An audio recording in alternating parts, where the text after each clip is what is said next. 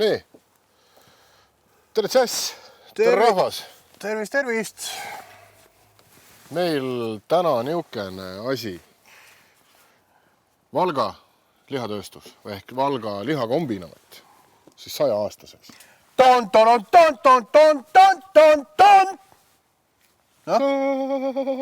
No vot, juba lubab. 100 aastat puhast kulda, liha ja vorstide näol, eks ole? Täpselt nii, vahepeal veel konservi ja kõike muud ka.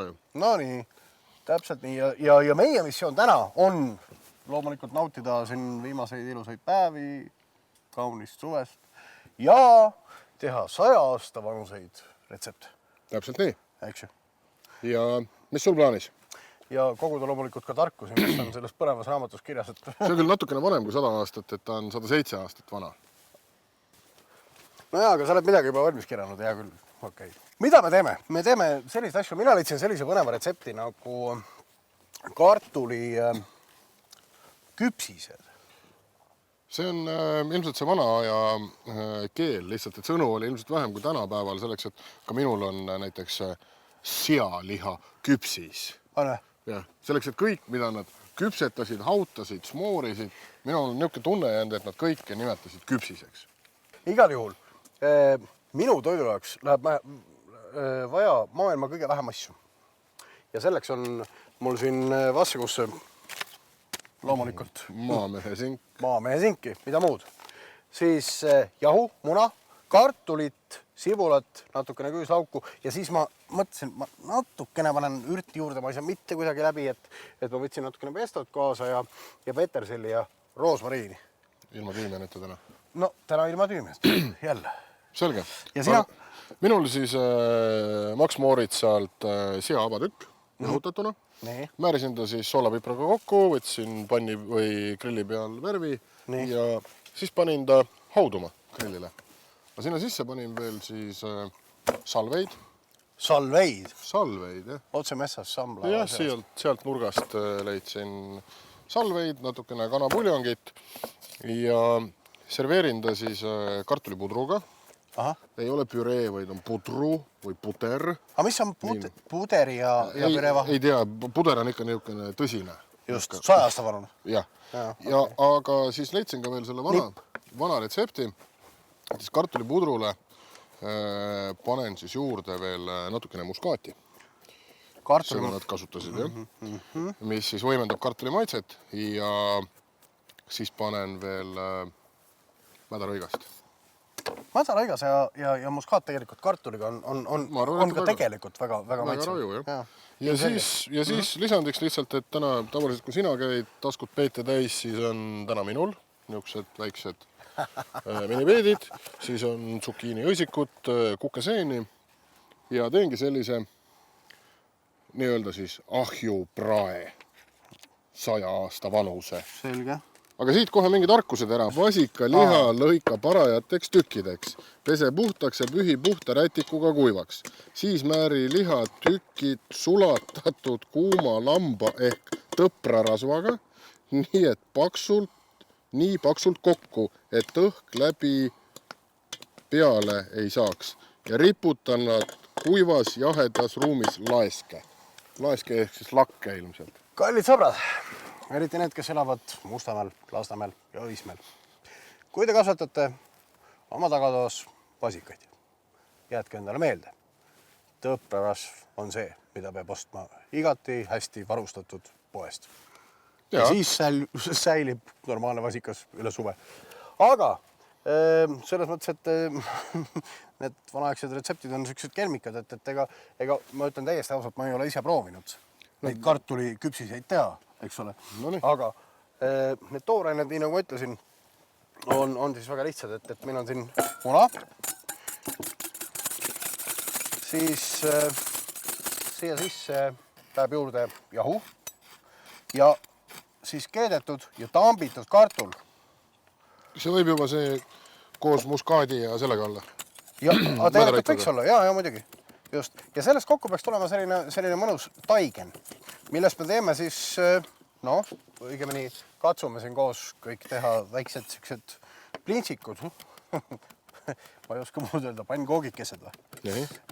Ja sinna paneme täidise sisse ja täidisesse siis sibulat, küüslauku ja sinki, maamehe sinki. Ja selleks, oot ma panen panniga sooja.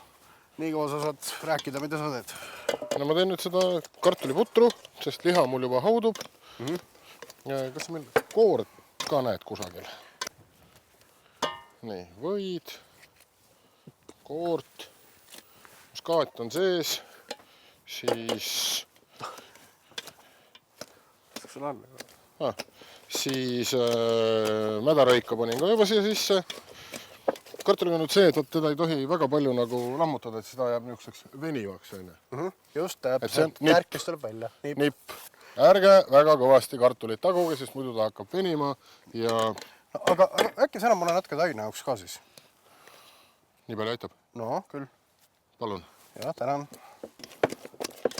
Ma ei tea, kas see hakkab pidama või peaks jahu juurde panema, mis sa arvad? Pane jahu vist juurde natukene.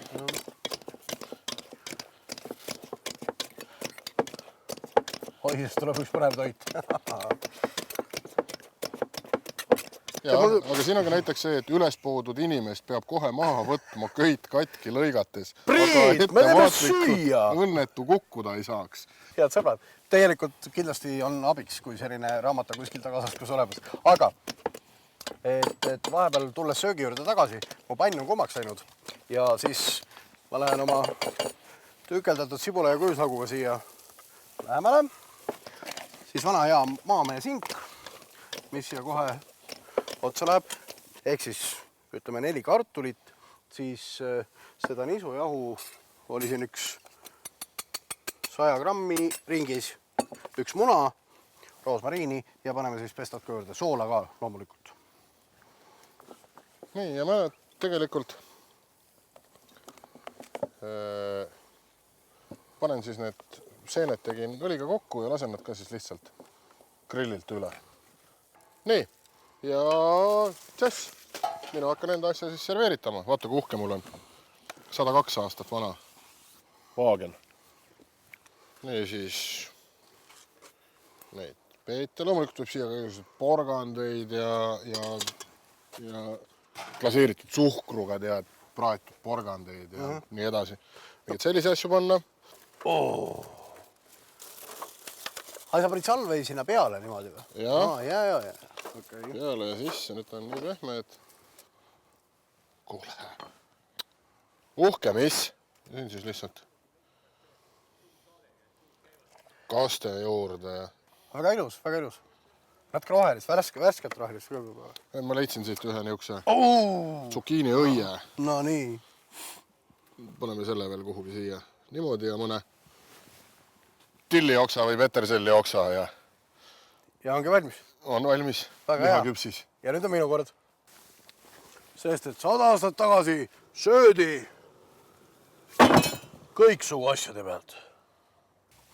Noh, aga väga lõnnukad tulid. Väga nunnud, jah. Šefid. Isegi üllatavalt. Pehmed.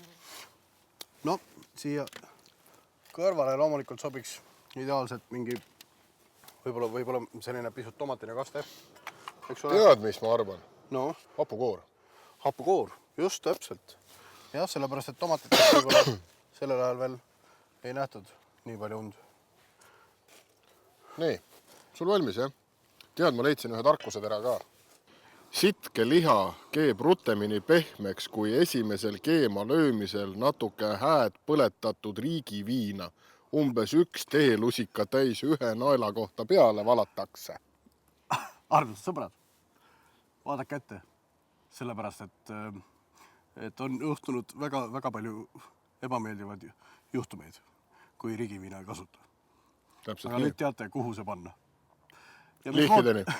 Lihideni nädala pärast.